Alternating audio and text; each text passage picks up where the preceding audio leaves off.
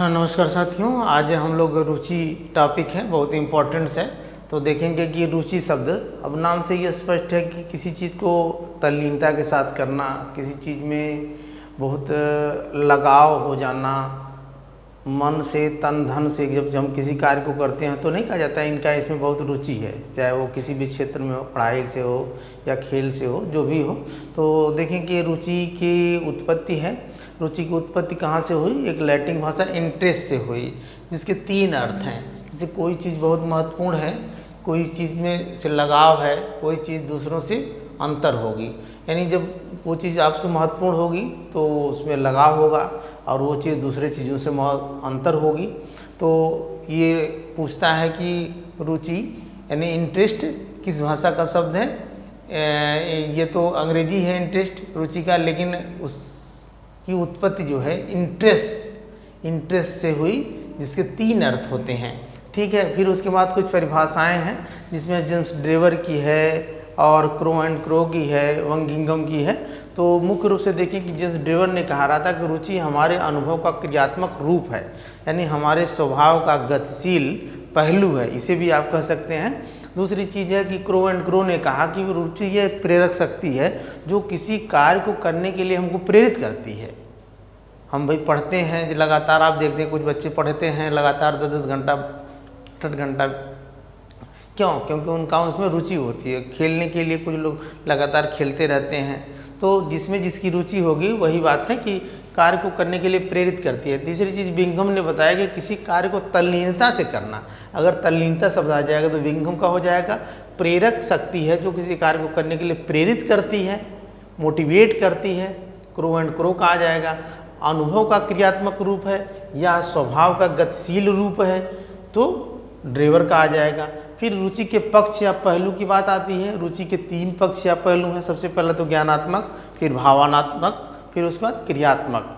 यहाँ से भी काफ़ी क्वेश्चन कई बार पूछे गए थे। रुचि के पक्ष क्या है? अब ज्ञानात्मक का मतलब मानसिक क्रिया है, किसी चीज़ को जानना, संश्लेषण विश्लेषण करना, किसी चीज़ को बारे में जानकारी प्राप्त करना, तो वो हमारा ज्ञानात्मक पक्ष है। दूसरा भावनात्मक पक्ष है, जैसे अनुभव करके हम किसी चीज़ से अनुभव करते हैं अपने संवेगों के आधार पे, अपने ज्ञानेंद्रियों के आधार पे, तो ये हमारा भावनात्मक पक्ष आता है, संज्ञानात्मक पक्ष हो गया। दूसरा चीज़ क्रियात्मक पक्ष है, जब हम किसी चीज़ को जानते हैं, ज्ञानात्मक पक्ष, भावनात्मक पक्ष, और तो जब हम उसको क्रिया रूप में करते हैं तो वो हमारा क्रियात्मक पक्ष हो जाता है। दूसरी चीज़ है रुचि के प्रकार। मुख्य रूप से रुचि दो प्रकार की होती है, एक तो जन्मजात होती है, दूसरी जो है अर्जित होती है। जन्मजात रुचि आप देखेंगे जो हमारी मूल प्रवृत्तियां होती हैं, जो हमारा भूख प्यास, निद्रा, काम और इस तरीके से हास्य और सुख दुख, जो भी बहुत सारी चीज़ें हैं। मैकडूगल ने जन्मजात प्रवृत्तियों को 14 प्रकार का बताया। मुख्य रूप से मैकडूगल जी है जन्मजात प्रवृत्ति की बात जब आती है रुचि में कि जन्मजात रुचि में, तो मैकडूगल जी का नाम आता है। किसने बताया था? मैकडूगल ने बताया। अर्जित जो हमारे भाव हैं, संवेदना है, इसमें मैस्लो जी का नाम आता है। मैस्लो जी ने कहा कि जो है रुचि केवल अर्जित होती है, यानी हमारे वातावरण से हम सीख करके ही रुचि हमारे अंदर आती है। लेकिन मैकडूगल जी कहते नहीं, रुचि जन्मजात होती है। दोनों जो लोगों का क्वेश्चन बनता है कि मैकडूगल और मैस्लो जी में। फिर उसके बाद सुपर के अनुसार कभी क्वेश्चन पूछता है, सुपर के अनुसार रुचि कितने प्रकार की होती है? सुपर के अनुसार रुचि 4 प्रकार की। अभिव्यक्तात्मक या व्यक्तात्मक भी इसको कहते हैं, प्रकट, प्रपत्र और परिचित रुचि।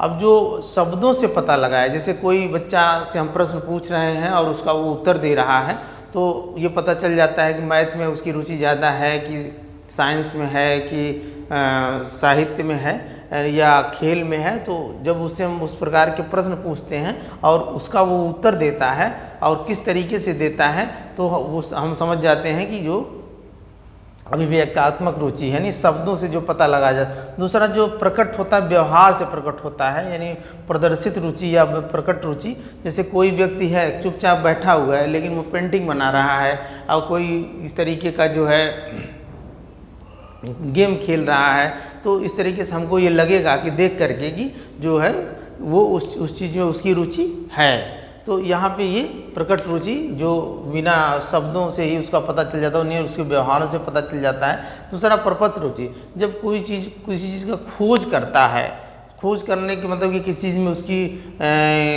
किस चीज़ के बारे में वो जानने का प्रयास करता है, चाहे वो साइंस की चीज़ हो, चाहे मैथ की चीज़ हो, चाहे ज्योग्राफी की चीज़ हो, चाहे अदर फील्ड की बात हो, खेल वोल से संबंधित हो, कि उसके बारे में बार बार क्वेश्चन करेगा, बार बार लोगों से पूछेगा, कोचिंग चाहे और सारे लोगों से संपर्क करेगा। तो यानी खोज संबंधित जब उसके अंदर जिज्ञासा उत्पन्न होती है तो उसको प्रपत्र रुचि कहते हैं। अगला परीक्षित रुचि। परीक्षित रुचि तो यह समझते हैं कि जब उपलब्धि के आधार पर, जैसे किसी बच्चे की परीक्षा हुई और परीक्षा में सारे सब्जेक्ट का रिजल्ट आया, तो उसका जिस सब्जेक्ट में उसके ज़्यादा नंबर होंगे तो हमें कहेंगे कि इसमें इसकी रुचि ज़्यादा थी, इसलिए इन्होंने ज़्यादा इस सब्जेक्ट पे अध्ययन किया और इसमें इसका नंबर ज़्यादा आया। तो जो है उसकी उपलब्धि के अचीवमेंट के आधार पे जब हम रुचि का पता करते हैं तो उसको परीक्षित रुचि कहते हैं। तो एक बार क्वेश्चन आया था कि सुपर के अनुसार रुचि कितने प्रकार की होती है? 4 प्रकार की होती है, इसको आप बता देंगे। वैसे रूप से रुचि 2 प्रकार की, जन्मजात और अर्जित। तो फिर उसके बाद है विशेषताएं देख लेते हैं। कभी कभी रुचि सकारात्मक होती है कि नकारात्मक होती है?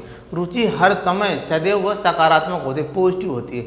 रुचि कभी नकारात्मक हो ही नहीं सकती। अगर रुचि नकारात्मक होगी तो वो रुचि हो ही नहीं सकती।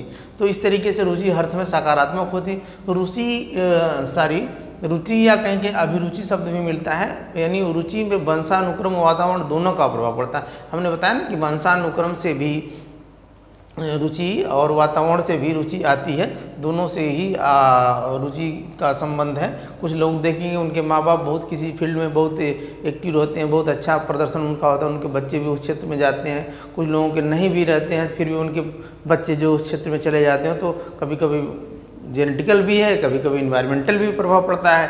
दूसरी चीज़ है कि ये परिवर्तनशील है। रुचि जो है परिवर्तनशील है, यानी ये नहीं है कि कभी रुचि ज़्यादा भी हो सकती है, कभी रुचि कम भी हो सकती है, यानी बदलती रहती है रुचि। दूसरी चीज़ है रुचि का संबंध बहुत सारी चीज़ों से है। जहाँ रुचि होगी वहाँ लर्निंग होगी, अधिगम होगा। जहाँ आवश्यकता होगी वहाँ रुचि होगी। जैसे हमें किसी चीज़ की आवश्यकता है या जहाँ हमारी रुचि है तो उसी चीज़ की हमको आवश्यकता होगी। फिर लक्ष्य, जिस चीज़ में हमारी रुचि होगी उस चीज़ को हम लक्ष्य को प्राप्त करेंगे। इनके संबंध है। रुचि की आकांक्षाएं, जहाँ हमारी इच्छाएं होंगी, जहाँ हमारी एक तरीके से चाहत होगी वहाँ हमारी रुचि होगी। कुशलताएं, एक तरीके से जहाँ पे दक्षताएं जिसको कहेंगे, या जहाँ रुचि होगी वहाँ कुशलता भी होगी। भाई रुचि होगी तभी हम अच्छे से कार्य को करेंगे और उसमें हमारी कुशलता होगी, दक्षता होगी। ठीक है। उसके बाद रुचि मूल प्रवृत्तियाँ से संबंधित होती है। जो हमारी मूल प्रवृत्तियाँ होती हैं वो रुचि उससे भी संबंधित होती है। संवेगों से संबंधित होती है, जिससे में हमारी रुचि होगी उसके प्रति हम सामूहिक रूप से ज़्यादा एक्टिव रहते हैं। रुचि जन्मजात और अर्जित होती है। रुचि व्यावसायिक और अव्यावसायिक होती है। इस तरीके से भी कई बार क्वेश्चन पूछा गया था कि रुचि क्या व्यावसायिक है कि अव्यावसायिक है, या इनमें से कोई नहीं। इस तरीके तो रुचि व्यावसायिक भी है, अव्यावसायिक भी है। फिर उसके बाद मापन में देख लेते हैं। सबसे पहले 1414 ईस्वी में एक तकनीकी संगठन ने रुचि का मापन किया था कर्नीज में, जिसको 1414 में। फिर उसके बाद अगर कोई व्यक्ति था जिसने माइनर नामक एक व्यक्ति था, 1918 में रुचि का मापन किया था। तो रुचि के मापन से बहुत ज़्यादा क्वेश्चन तो नहीं बनते, फिर आप देख लेते हैं। तो स्ट्रांग 1927 में किया था। उसके बाद कूडर ने 1954 में किया था। तो ये लोग जो है रुचि का मापन किए थे। स्ट्रांग जो थे ये व्यावसायिक रुचि का, कूडर ने भी व्यावसायिक रुचि का और व्यक्तिगत रुचि का भी मापन किया था। भारत में रुचि का मापन आप देख लेंगे कि भारत में रुचि का मापन BS चटर्जी और ASP कुलश्रेष्ठ ने इलाहाबाद ब्यूरो 1956 में रुचि का मापन किया था। तो मुख्य रूप से क्वेश्चन देखेंगे कि जो रुचि के डिफिनीशंस हैं वहाँ से, और रुचि के प्रकार हैं, और रुचि के जो पक्ष हैं यहाँ से क्वेश्चन बनते हैं। इसे आप देख लेंगे। आज के लिए इतना ही, धन्यवाद।